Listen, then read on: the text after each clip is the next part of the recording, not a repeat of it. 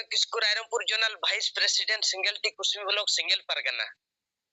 Puilo re Persi Jitkari Disum Gomke Jeet Bonga Salkhan Murmu Madam Sumitra Murmu Jyoti Murmu Tilka Murmu AI Gotek Ponot Assam Odisha Bihar Bengal Jharkhand Arunachal Pradesh Tripura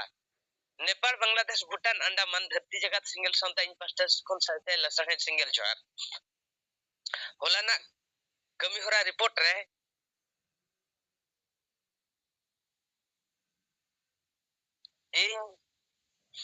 Rairampur Jon Reya Kusmi Block আর বিজেতাড়া block Baria আতু রে in বলো লেনা আদো কুসমি block রে আদো হর রেগে পড়াও কানা নোয়া বুরগিমারা আতু আদো বুরগিমারা আতু রে চিতান টলা লাতার টলা আডি ধাওগে উনকা দো হড় ko nyapam bada katet bo gapal maraw kat ko giya mid hol ho bakhan do bar pe hol katet ho jaga jaga re unka bo gapal maraw kat koa adi din khona report ar tehin dharja report ho una ature jahan ge bo gapal maraw kat koa oboiso single obhijan che Salkhan Murmu hisab te do समर्थन मेना गया और ako ho support मेना गया okoy ho unkana jahana leka bebari katha do bako mena kat gya ona saute maji ar naike ho swatantrin gapal maraw kat kina ar single obhijan Salkhan Murmu hisab do bes thik bujhau katet unkin ho noa reya katha do manot kin emakat gya ar hola ho uni maji thani ola age tahe kare nyam le deya ado noa reya revision leka in katha gapal nañ metai kana in armiti etun chalak kana ado mena mache banga bolo tora godok kanai ado ora re kin tahe kana jokhon nyam kat na ado gapal maraw chelena noy 2024 chabaina 25 ya jonogoro hor lekha huyua ado noa re jodi sarna dhorom re akot jodi abo thauka banua inakan hindu musliman christian ekdom gunha ko thela param kabun gya noma adi dukriya katha ge ajhoi bujau kan gya ona saute maji ko ape marang buru nito jahan leka bo ere ocho akana ar abo santali raj bhasha re katha je dityo raj bhasha re katha ar ona saute kurbi ko adivasi re ko bolon kana ar othasa abo othasa chitane karkhana khadan dam road bazar noa ko marang khon hobo galocha ka deya doha ar hobo ujher rai kan gya ado noa ko badai bujhau kate aj ho somaj santa chitane adi marang goroj tai mena kat gya ado katha hu kana abo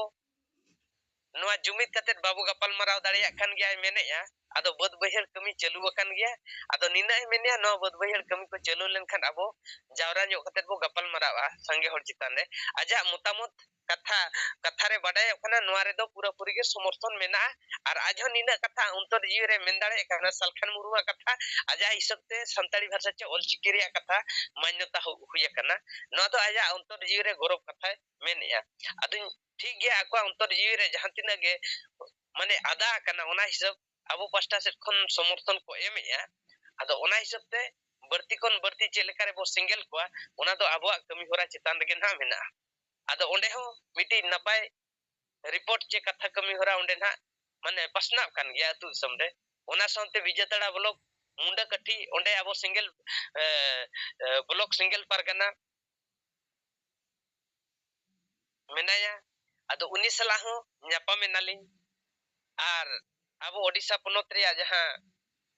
mane single reya katha bebari eman teman ko jahan chalu kana ado ona reya action reaction cheleka abo kami kana ona ko gapal mara huyena ado nito jahan leka nito abo men kia single obhijan do adi संविधान reya न्याय katha anusare kami kana ado noa kami chitan re jahan jodi single pasta re goro menaya ar atu disam re nito do sanam hajar jon che sajon gan nyutat rege menak ko bul matal rege menak ko jahan abo lekan ko gen nyutat santa chitan kon abo ojo kate jahan single rebo mesak kana ar bakhan mane nyay chitan rebo chalak kana onnay birod rebo ladhai kana no adi mara jitkar ri abo kami kana agam din bakra jahan hopon bidal hopon abo miti marshal hodhar bo benaw ko kana ado 19 la noka single reya mane buta buti katha liling gapal marawena ado aja untor mone jiwe re ho mane perfect mena je nyuta dakan sauta do abu jodi babu banchau ka ol padha ukil gyan ko ina khan do ar nito do goj chaba kana jaha tu sum chetan re do majina ke ᱡᱟᱠᱟ ᱠᱚ ᱢᱮᱱ ᱢᱟᱹᱡᱷᱤ ᱱᱟᱭᱠᱮ ᱯᱟᱨᱜᱟᱱᱟ ᱡᱟᱦᱟᱸ ᱟᱹᱛᱩ ᱫᱤᱥᱚᱢ ᱨᱮᱠᱚ ᱧᱩᱛᱩᱢ ᱟᱠᱟᱱᱟ ᱩᱱᱠᱩ ᱪᱮᱛᱟᱱ ᱨᱮᱫᱚ ᱱᱤᱛᱚᱜ ᱫᱚ ᱴᱟइम ᱯᱟस ᱞᱮᱠᱟᱜᱮ ᱠᱟᱹᱢᱤ ᱫᱚ ᱦᱩᱭᱩᱜ ᱠᱟᱱᱟ ᱟᱫᱚ ᱮᱱ ᱨᱮᱦᱚᱸ ᱟᱵᱚ ᱥᱤᱝᱜᱮᱞ ᱯᱚᱨᱤᱵᱟᱨ ᱦᱤᱥᱟᱹᱵ ᱢᱤᱫᱴᱤᱡ ᱟᱵᱚ ᱵᱚ ᱜᱟᱛᱮ ᱠᱚᱣᱟ ᱟᱨ ᱚᱱᱟ ᱥᱟᱶᱛᱮ ᱡᱟᱦᱟᱸ ᱟᱵᱚ ᱢᱮᱱ ᱠᱮᱜᱼᱟ ᱢᱟᱹᱡᱷᱤ ᱵᱚ ᱵᱚᱫᱚᱞ ᱠᱚᱣᱟ ᱥᱚᱢᱟᱡᱽ ᱵᱚ ᱞᱟᱦᱟᱭᱟ ᱦᱟᱺᱰᱤ ᱵᱚ ᱥᱟᱦᱟᱭᱟ ᱥᱟᱶᱛᱟ ᱵᱚ ᱞᱟᱦᱟᱭᱟ ᱟᱫᱚ ᱚᱱᱟ ᱠᱷᱟᱹᱛᱤᱨ ᱢᱟᱹᱡᱷᱤ ᱴᱷᱮᱱ ᱦᱚᱸ ᱥᱮᱴᱮᱨ ᱫᱚᱵᱚ ᱵᱚᱲᱦᱮᱜ ᱠᱟᱱ ᱜᱮᱭᱟ ᱟᱨ ᱚᱱᱟ ᱦᱟᱺᱰᱤ ᱨᱮᱭᱟᱜ ᱠᱟᱛᱷᱟ ᱥᱚᱢᱟᱡᱽ ᱥᱩᱫᱷᱟᱹᱨ ᱨᱮᱭᱟᱜ ᱠᱟᱛᱷᱟ ᱦᱟᱺᱰᱤ ᱨᱮᱭᱟᱜ ᱠᱟᱛᱷᱟ ᱟᱵᱚ ᱪᱟᱨᱪᱟ ᱪᱟᱹᱞᱩ ᱟᱠᱟᱱ ᱜᱮᱭᱟ ᱟᱫᱚ ᱱᱚᱜᱼᱚᱭ ᱱᱚᱝᱠᱟ ᱦᱚᱞᱟᱱᱟᱜ ᱠᱟᱛᱷᱟ ᱠᱟᱹᱢᱤ ᱦᱚᱨᱟ ᱨᱤᱯᱳर्ट ᱦᱤᱥᱟᱹᱵ ᱛᱮ ᱟᱹᱞᱤᱧ ᱯᱟᱥᱴᱟ ᱥᱮᱫ ᱠᱷᱚᱱ ᱱᱤᱱᱟᱹᱜ ᱨᱮᱜᱮᱞᱤᱧ ᱢᱩᱪᱟᱹᱫ ᱠᱮᱜᱼᱟ ᱢᱟ ᱥᱟᱱᱟᱢ ᱠᱚᱜᱮ ᱥᱟᱭ ᱥᱟᱭ ᱞᱟᱥᱟᱲᱦᱮᱫ ᱡᱚᱦᱟᱨ ᱡᱚᱦᱟᱨ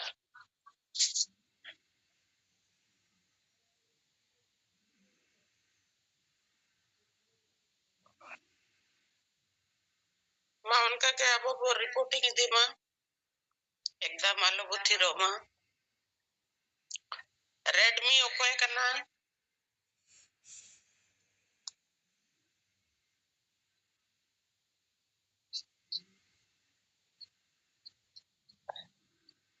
मा नोआ सिंगड़ जो मिट्टी रे सेले एकान पार्टी जितरे दिसम गम तालखान मुर्मू मैडम सुमित्रा मुर्मू सला जत्तो सिंगल कमिया की जहार इंगे नारायण मुर्मू पटवा पारो झारखंड और आदिवासी सिंगल अभियान झारखंड पर तबियत अदो झारखंड रे तो नोए नवा सरकार फिर के दुड़ू बेनाय और गापा दो नहा कैबिनेट विस्तार करना मंत्री को ना शपथ को हथावा अदो नोए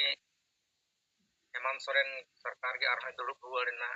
और नितो दो बहुमत रे मेनाया 9 बछर दो नुई सरकार की चलावाय ताहेनाय अदो अबो जहां कमी होरा मेना ताबोना अदो अबो कमी होरा हो लाहाय दरकार और नुई सरकार अंदर रे जहां को कमी मेना उना को दो कमी होचय दरकार ओना कहिते नोए इया विचार ते दो मिटे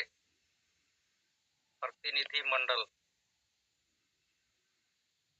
हेमंत सोरेन तुलुई ᱧᱟᱯᱟᱢᱚ सरकार और नोए जे संताली परसी झारखंड रे प्रथम राजभाषा जहां तो भारत सरकार से पे हो एनओसी हे अकना नोआ लईते ᱧᱟᱯᱟᱢे और मिटे ज्ञापन एमावाए जे कि नोए आबो लगे दिसोम भेगार अकना और नोए भारत सरकार हो जब नोआ एनओसी एम नाय बतावे तबोनाय तो मेनखा संताली परसी राज परसी आम बाम बनाव तबोना मेनखान अकोय आदो बनाव तबोना जहां दिकु को दुड़ुआ उनको अदो नोआ कहिते नोए ज्ञापन एमावाय दरकार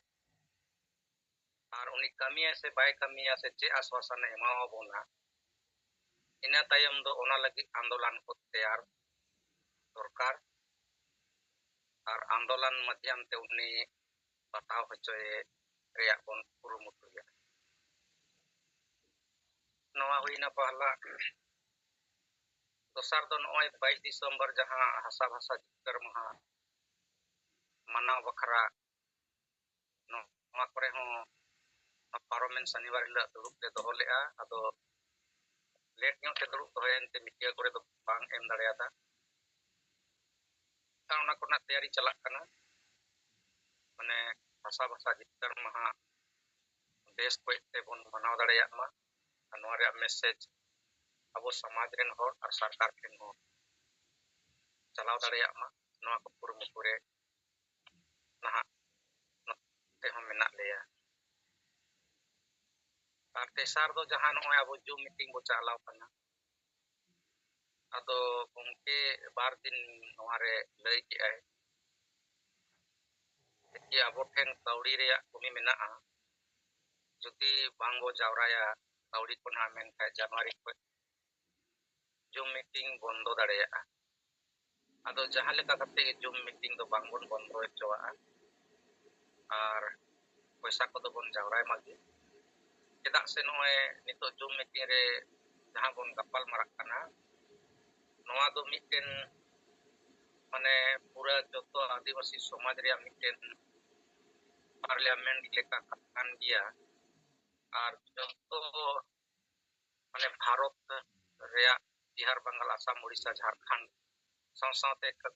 पालगुटन और बांग्लादेश संपूर्ण को जुड़ा करना अदो पूरा माने धरती जगत रे माने नोड़े कोन को बन बड़ायो करना जे ओकारे चेक लेका हुयुक करना आदिवासी तला करे अदो ओनाते नोआ अड्डी मरांग माने मिटेन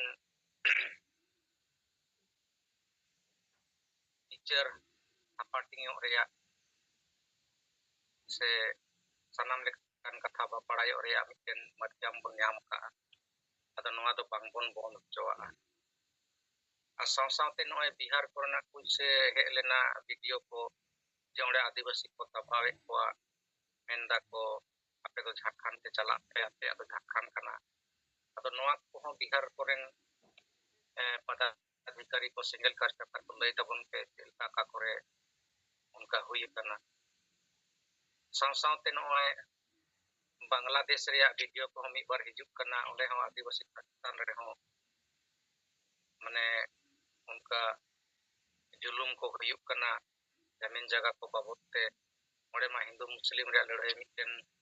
राकाब करना ओना हो हे बड़ा करना तो साथ-साथे आदिवासी को चेतन रे हो जहान हुयुक करना से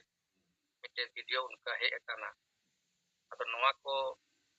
खबर यदि बेस को नोडे हे दड़ेया मेनखान दो नोआ को बन विचार दड़ेया जे नोआ को ना चे लेकाते बन समाधान दड़ेया अदो नोना को विचार को गे मा हिजुक तबन मा और नोए प्रस्ताविंग दो के राजभाषा लगी नोआ को कार्यक्रम बन सपड़ाव मा चेदाक से जाना को कार्यक्रम यदि बांग सपड़ा कना मेनखान चे लेका बुझा कना कार्यकर्ता को एनर्जी थोड़ा लॉस नियोगो कना कार्यक्रम को सपड़ाव तहना मेनखान ओना को चेतन रे टीचर को कथा को एम हुयुगोआ और समाज तला रे हो नोआ विचार ले तेबन ताड़ाम नियोगा तो कार्यकर्ता रे हो एनर्जी हिजुआ समाज तला रे हो थोड़ा मिटन विचार चलाव नियोगोआ जे नोआ चेतन रे तो पूरा पूरी नोए झारखंड सरकार थे दबा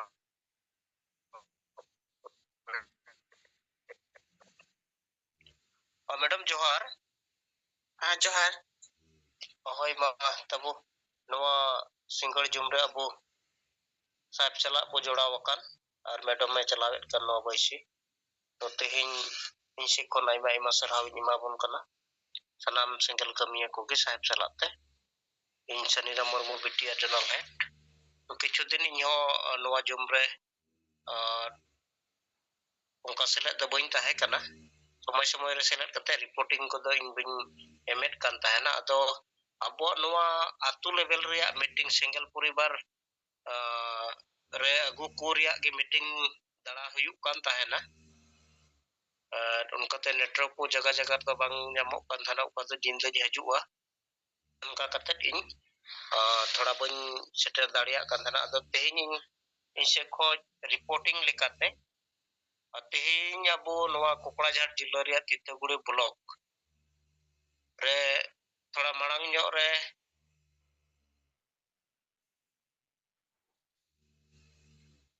अबो सिंगल परिवार रे मित घरचे हेज लेना तो उनी हजू रिया उद्देश्य दो नोआ ताहे कान तया बार घरच उनकिना हजू रिया उद्देश्य दो नोआ ताहे कना जे जुग जुग खन माने अड्डी दिन खन गे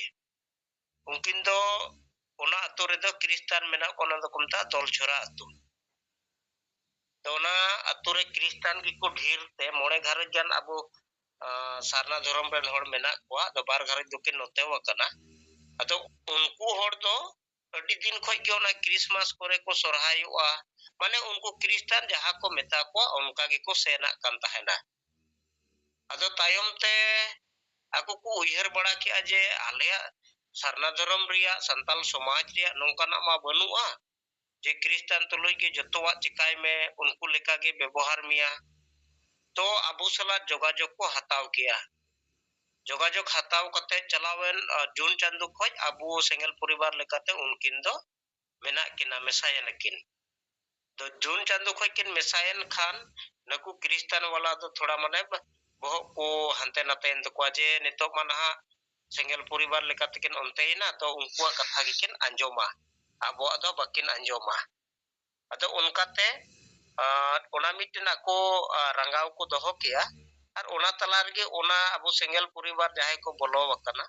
ओंडे मिटन उनकुरेन कोड़ा गे माने बहुई अगु किदिया तो उनी बहु हो थोड़ा ताहे कते अकुटे आर होय चलावेना जे नोंकाय लई टुवात को बोले गोगो ओड़ा रे रुवा कना तो उनकाते रुवाड़ेनाय मिट चांदो गान ओंडे ताहेना अक्टोबर गन खोज अक्टोबर होय अक्टोबर गान खोज की उनी अकुटेने रुवाड़ेना तो जखन अकुटेने रुवाड़ेन खान हानते बहु सनिक दो नोते को हजुआ नोंडे जाहे उनी कुड़ी गिद्रई जवाई कना ओंडे हजुआ ओंडे को हजुआ और उनको तो उनी क्रिस्तान जाहे कना को क्रिस्तान उनको होर टे को हजुआ और को मेना जे नुकुरन बहु कुड़ी से आलेरन मई गिद्रई दौड़ कदा नोवा रिया गालमराव सलहा हुयुमा अदो उनी उनको क्रिस्तान थे उनको को लई टुका खादे उनी उनको क्रिस्तान होड़ दो नोंडे नुई जाहे बहु को गोलदी उनी टे को लया जे नौका नौका बहु कुड़ी दौड़ का तपे गालमराव सलाह का और अगुई अंते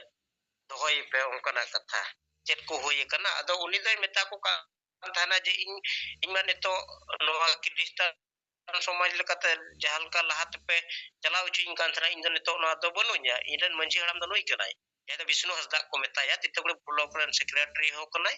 और साल बनी अतुरेन उनी दो मंजी हो कनाय अबो सेंगल मंजी हो कनाय अदो तायम ते उनकाय मेता को खान बारदम को मेता दिया उनको क्रिस्तान होड़ को जे बारदम मेन कते उनी दो एकदम उनका कथा रे बाय हे मनाव लेना और बाय दुड़ुक लेना बैसी हो तमते मिड दिन दो चलावेन 14 तारीख पसे है कना नोआ नवंबर चांदो रिया गे 14 तारीख दो एकदम उनी को सिमरा रे 4 बजे को चलावेना और को अटकाव की दिया जे तिहिन ओकाते होबाम चला आम गालमराव दुड़ुबो के हुयुआ उनका कते उन हल को गालमराव की दिया और उनी जहां उनी बहु कुड़ी कान तकोय उनी को अगुतरा के दिया गालमराव मिलौ कते उनी इनले को मेन के ठीक गया लन बहु कना आले दोहइया मेनकान आलेमा बाले रुहट कदिया चित चंग मन आस्किते चलाव लेना उना तो आले बांग दोहई दो बाले मेनका उन हल बहु कुड़ी को दोहो की दिया मेनकान 8000 टका को डांडम की दिया 8000 टका को डांडम की दी खान दो तायमते उनी दो उनो ढेर होड़ कना को आज मतो तो ओंडे दो 8000 टका डांडम उनलो दो बाय एम दाड़िया दाते मिटन डंगरी को नेल चुके दिया जे आम नुई एमावले में मेनते जदि पैसा बाम एमा दाड़िले एनकानते नुई अक्रिंग कते रहो से पैसा बाम एमावले कन खाय नुई डंगरी नहा दिन दिन रेले इदिया उनकाना कथा 12 हफ्ता को डेट मिड हफ्ता को डेट टू दिया तारीख टू दिया को तायमते उनकाते आबुठे लई किदा नौका नौका तिnya गालमराव रे 8000 टका को डांडम किदिnya अदमा आपे आम मंझी हड़ाम कान तबुना इनजन मंझी हड़ाम कना आमगे नोरना पिक्चर दो नेल कतिन बा उनका कते मिटेबो मेता दे जे ऑल कागज एमो में आम और उनका कते अबो ना उनको बुन में अबो से कोई बैसिबुन होया अदा उनका धारा दिगे आई ऑल कागज एमेना ऑल कागज एम कते अबो जाहे दो आयरन मंझी की ताहे कना अबो सेंगल मंझी की उनी मिटन उनको क्रिस्तान होठे मेन के जे नोआ बैसी रे जहाल का पे गालमराव किदिया नुई दो बाय कुसिया अनो दोड़ाते गालमराव हुजुमा तो ओना गालमराव दोड़ाते अब सेंगल मंझी से कोई हुइना ओंडे दो ओना तोल झोरा अतु को मिता कना ए दो सेंगल परिवार रे बोलो कना ओंडे गी हुइना और उन हिलो दो गालमराव ते जतो तो ठीक गी ताहे कना मेनखान मुचो रे आरहो 4000 4500 टका को डांडोमी कना 8000 मा मेना गया आरहो 4000 अदो उन जुखाई रे उनी दो उनी सेंगल परिवार तो थोड़ा बाय बुझाव का थाना जे तिहिन आरहो 4000 का टका को डांडोम दी कना उना दो बांग जे बैसी बिरिद 151 टका उना को मेन के जे बैसी बिरिद 151 टका और 4000 टका अदो उनी ते मेन के ठीक गया 101 टका दन एमोआ मेनकान उना तो चेनो बांग कना इन एमो तबुना अदा जखन बाय बुझाव का थाना उनी सेंगल मंजी दे बुझाव दिया जे no 101 taka motoj 151 taka motoj do bangge 4000 ho emoh jorma tehinya ar lahatina ma mena ge ado tante men ke bang bang ona do bani moin do chida ni mo ona do un jokai ge thoda dal dapal hoy jena abu sengel manji ko dal kidiya ado ona riya ge in jokhone loi jodinya ona do chalawen noa tehiñ ma noy mongolbar kana budbar kana chalan brespotibar hilo huya ona do time te inya lay ading ka indeng metadia je noa nyutum re mite FIR emo ma je chet legit ko dal ka mi ado tehiñ ona FIR em kate tehiñ thana ko hohole a IC hohole anonde ado inho ona galmaraw ren chalawa da noa ko joto galmaraw na galmaraw kate ona galmaraw re da abu bo jitaw na ajitaw kate jaha Bisnu Hasda ko dal ledi unku aku ol kagoj ko emea je ol kagoj te bang hoy kana gapa hoyuwa uni koda do bang ma ruwa ku lay kidiya garjene setera unka kate mane onar do aku ko men ke aje ona jaha dal hoy kana ona do bhul giya anu chitan re ale jahal kale mene kantana ona ho bhul le kami uka ona ol kagoj jayjuk le emok kana je nungka ale sason bale chalawa ar nuku chitan re jaha sengel manji Bisnu Hasda noa ale ature nuku sengel poribar ko bolo kana noa nuku jahana lagit ge duk sukre lagit e chala ale chen ho apotti bale apotti ya ale ona ol kagoj le emok kana ar nungka dal dapal jahana chen ho bang huyu ale ol kagoj le emok kana unka kate मोटामोटी जहाँ दाल रिया iyo ona ran korna khorcha do 3000 leka ko emok ko sikar ena ar jaha jahatan manjitan riya katha ho rakabok kan tahena je onde bako benaw cho ona ho benaw riya nito do bajhoyena ko unku je bako atkaw dariya ona do illegal ko menet kan tahena beaini kana mente ado unka galmaraw re joto unku do ko mane apusena ko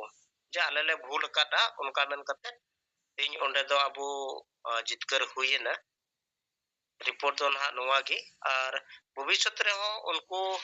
ᱢᱮᱱ ᱴᱚᱣᱟ ᱠᱚᱣᱟ ᱡᱮ ᱥᱮᱸᱜᱮᱞ ᱯᱚᱨᱤᱵᱟᱨ ᱠᱷᱟᱹᱞᱤ ᱱᱚᱰᱮ ᱢᱚᱛᱚᱡ ᱫᱚ ᱵᱟᱝᱜᱮ ᱟᱵᱚ ᱜᱚᱴᱟ ᱜᱮ ᱢᱮᱱᱟᱜ ᱵᱚᱱᱟ ᱟᱨ ᱪᱤᱱᱛᱟᱹ ᱨᱮᱭᱟᱜ ᱵᱤᱥᱚᱭ ᱫᱚ ᱪᱮᱫ ᱦᱚᱸ ᱵᱟᱹᱱᱩᱜᱼᱟ ᱟᱵᱚ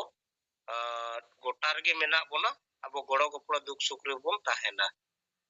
ᱨᱤᱯᱳᱨᱴ ᱞᱮᱠᱟᱛᱮ ᱚᱱᱟ ᱛᱟᱦᱮᱸ ᱠᱟᱱᱟ ᱫᱚᱥᱟᱨ ᱫᱚ ᱦᱟᱥᱟ ᱵᱟᱥᱟ ᱡᱤᱛᱠᱟᱹᱨ ᱢᱟᱦᱟ ale asam lekate nonde adi jak jomok le hui chuet kana ar onar do naha abo darai kanwa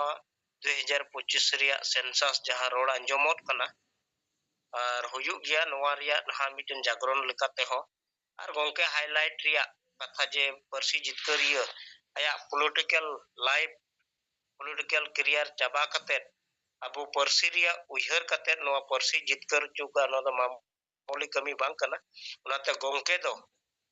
ja abu talare bongal kage opel kana anito nui bongal kage nyela jarura bongal kage sewawa jura nuya uihar tige nuya bichar tige nuya ayur tige abu dharti jakat ren adivasi santal ko jotowa hok adhikar ko ehop kater abu somaj sudhar ko jotowa kami kana onate nuya hor rege chala jarura mente onkana alale mane karja jojana le chalawet kana ar noa muchet saw tege naha sarna dhorom sonmilon nongka hole galmarap kana je sarna dhorom sonmilon jilla lekatele hui uchuya ar ona do sanam sengel poribar ko onde jawra uchu ko naha hui daria unka apnara midbar noa puisa takate chawle ko hante nate agu kate jom nyu ria arrange one onka mane miten jilla re hoho kate onkana le gota wakana ar onar do na news media ro pasnawa je sarna dhorom ria to census ria ho senina gan hor sarna dhorom re miter sonmilan lekate ona disam ren hor nyel chukwa ar onde do nyel nyepel ho huyuwa je tina sange bon sange yena abu onkana alele uiharet kana do noare abu judi mid bar salha chopol habon em dare kia chel kabon hui chul khai besogowa do inchel kate report lekate noa koge ar kami do ito asam re thik gi chalak kana प्राय दिनम दिनम के आतु level रे meeting को दो चला कना सारना धर्म court रिया कथा सिंगल परिवार रिया मेनखान नो जे मैडम थोड़ा लई ñot के तबोना ले लिस्ट बनाव रिया कथा नो लिस्ट बनाव रे दो माने बांग होय कना मेनखान रजिस्टर को दो उनका दो मेना गया लहा दिन करना हो तला मला के मेनखान टोटल अबु जे लिस्ट उनका दो बनो लहा नो लिस्ट रे हो लिस्ट बनाव हो एकदम जरूरी गया अबु ठे ओना लिस्ट जुदी डाटा जुदी बांग थाना एनखान ते अबु बाबुन बडाय दाड़िया तीना हड़ अबु ठे मेना कुआ अदो ठीक गया इनसे कोई निया को कथा रोड कते मार अब कमी रे बुन ताहेना तेनो सरना धर्म कोर्ट इन लतार खोज अब उन कमी कते जेतान से बुन अगु का नवा जितकरो हर रे बुन अगु का आर थोड़ा बुन कमी लेखा अब बु जितकर दाड़िया उनके आयुर लेखाते अदो ठीक गया नेडे की इया कथा दो मुचित किदें वसनम को जोहार अडी बेस सनीराम मा उनका के रिपोर्टिंग में वो जहां बकन जाना रोड तेगे हुआ रोड अब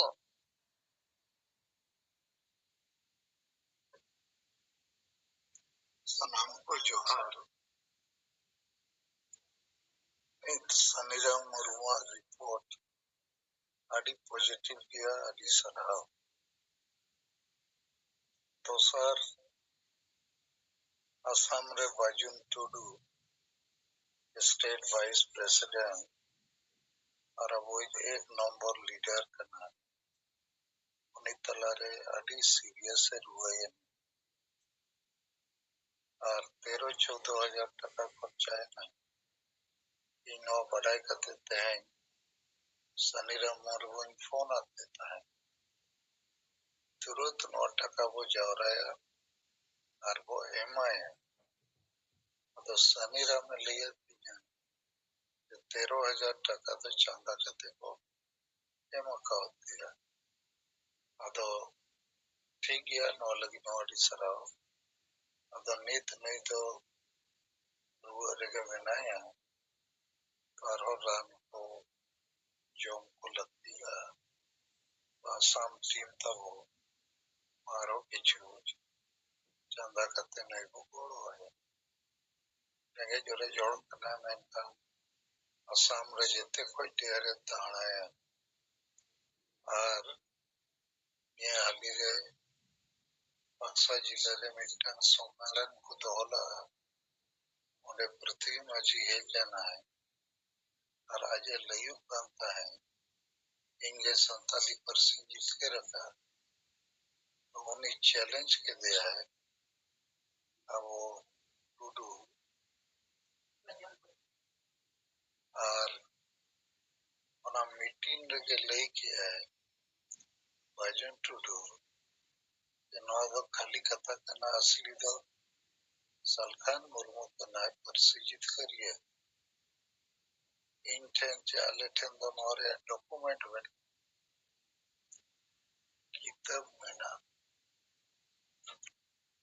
नई तो अड़ी पक्का लीडर करना है अदो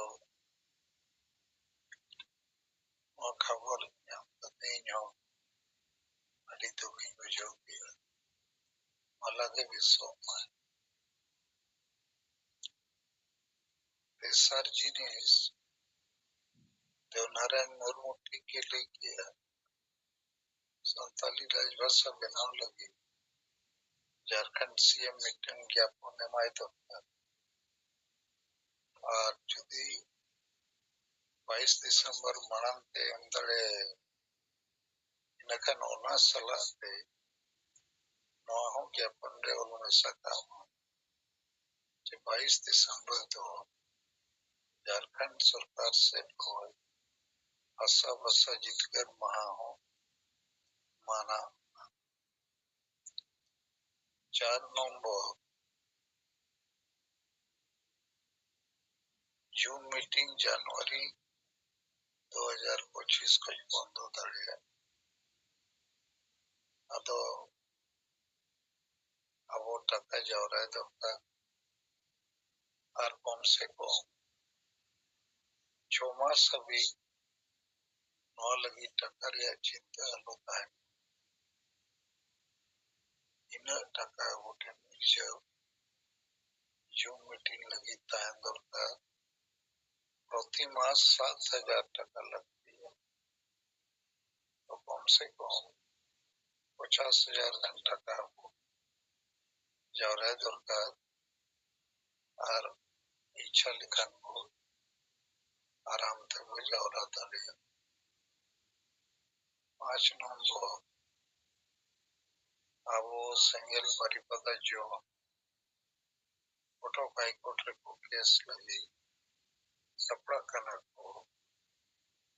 तो तेहन नरेंद्र हम लोग विशेष लेखते केस हुआ उना को विषय रे विस्तार तीन लिया दिया जेमन आपस को गलमराव ना और लागे केस रे ऊपर मुंडे और उना लगी न विषय लगा तो उना रे हो अब जते राज का जोड़ो रे कोशिश कारण नवा केस तो जते संताल अतुरे डांडोम बारम डन पाते नवा को बंधो संविधान लागू रोमो बोलो को जवा मा वोट किरिया करी को जवा मा और बुल मतार मुरु कोड़ को गुंडा गर्दी शावा और बांगी पसी ब्लॉक रे जहाँ घटना को हुई करना उना चेतान रे हो एक्शन आता और मुझे रिंग में ना जूम मीटिंग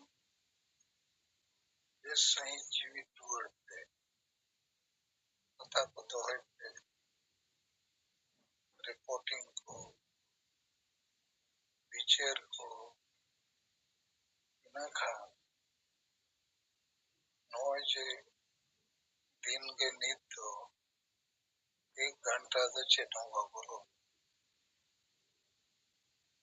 हमारे मने 1 घंटा वो जूम को बर्बाद अदा उना लगी तो थोड़ा पे नौका लोग पे विहरा इन बई रोड तक चेटुई हम बाम रोड का विहर जब बच्चे आरो कोई हम बकु रोड उना के भी ना और किचु गन पे रोड आने मुझे से जब पे रोड जार